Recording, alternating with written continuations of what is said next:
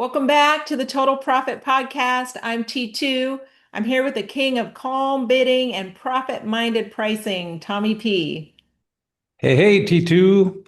Yeah, let's talk about the panic tax business owners pay when they're afraid to charge what they're worth. Today's episode is called No More Panic Pricing because way too many business owners start pulling numbers out of thin air when it comes time to submit a bid. Or worse, they're lowballing to win work and then wondering why they're busy but broke. So let's talk about what panic pricing looks like.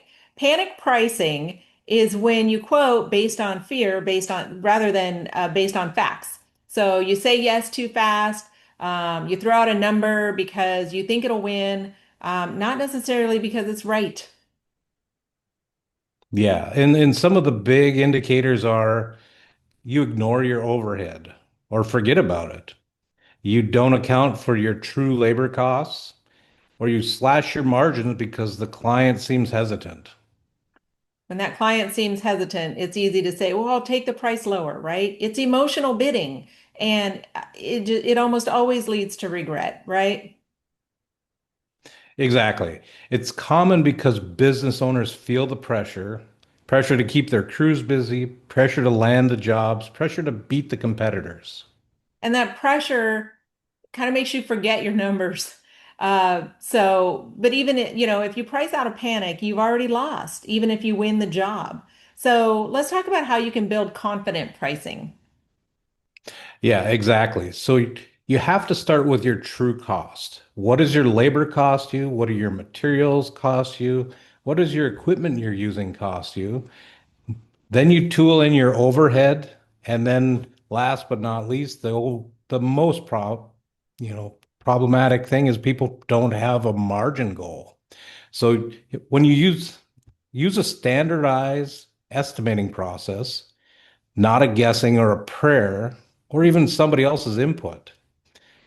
But the big thing is start setting an annual margin goal, get comfortable with it, know what your deviation can be, and then when you know your margins and be firm on them, if you have to tweak them just a little bit, you know you have that covered and you're going to be okay. And then the most important one is practice, practice, practice your pitch because a confident pricing needs a confident delivery. If you flinch when you say the price, then the client will flinch too. You have got to believe in yourself, and you've got to believe in your business and your product and your service, whatever it is that you're offering. You've got to believe that it's worth it. And surprisingly enough, you're going to get better clients, healthier jobs. You're going to have less stress. You're not going to be scrambling at the end of every month. You're going to be stacking up those wins.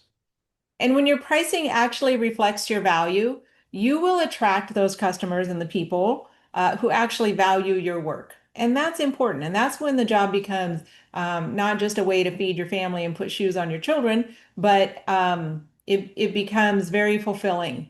And you start looking forward to going to work every day when you've got those customers that value what you do. Yeah. So, quick shout out to Performance Margin. That's our sponsor and the tool that helps you build that confidence in your numbers and your bids and your bottom line. It's pricing strategy with backup, numbers backup, data backup. So, your action step for this week is to take a look at your last five bids. Did you include margin first, like we talked about a few episodes ago, or did you panic and adjust to just, what you thought they would pay? So that's your homework. Fix it on your next one, okay? So you've got this. No more panic. Know your worth. Price with a purpose. And remember, take her cool, Don't get too excited. It's all under control. and it's going to be fine.